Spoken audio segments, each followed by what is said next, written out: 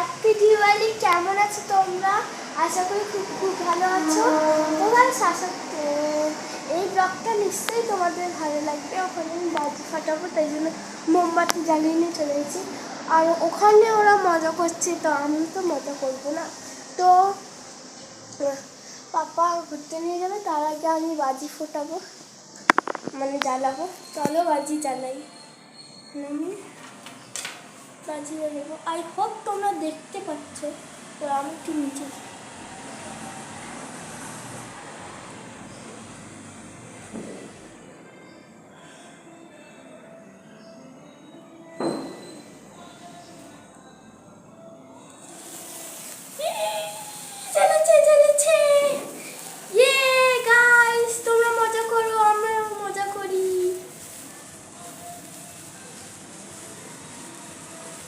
ছিটকাচ্ছে guys, তোমাদের দেখাতে গিয়ে ছিটকাচ্ছে।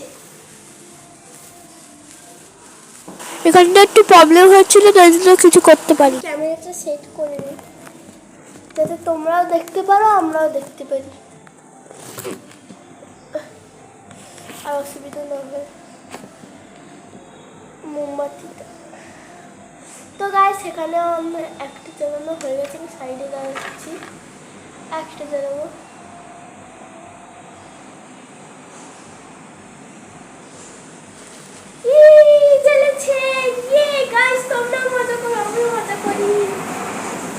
যাচ্ছে ওখানে লাইট লাগানো হয়েছে, আর কালী পুজো শেষ হয়ে যাবে কালকে।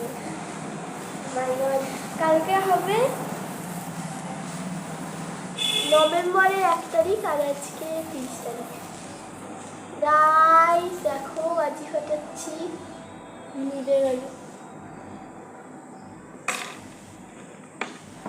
নিভে গেল, পুরো জ্বলেছিল, নিভে গেল একটু। তো এবার আমি একটা ফাটাবো, নিয়ে আমি তোমাদের সাথে শেয়ার কি করি গাইস। তো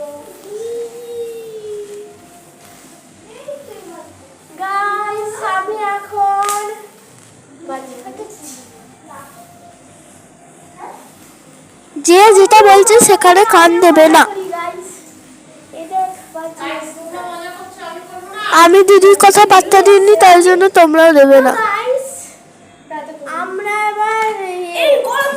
আমি ঠেলে সরিয়ে দিলাম, কারণ কি দিদি আমাকে ডিস্টার্ব করছিল। একদম কর দেবে না দিদির কথায়। কিচ্ছু করবে না, বুঝেই করছে।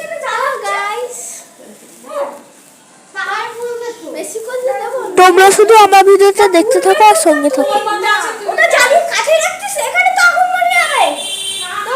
আমি কথা বলছিলাম, কারণ কি আমার সবাই ডিস্টার্ব করছিল।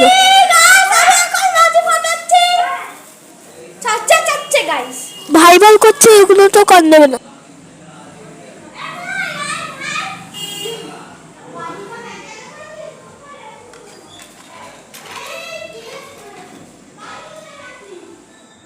আমি সব বাজি জানলার নিচে ফেলে দিচ্ছিলাম। ফেলে দেবো।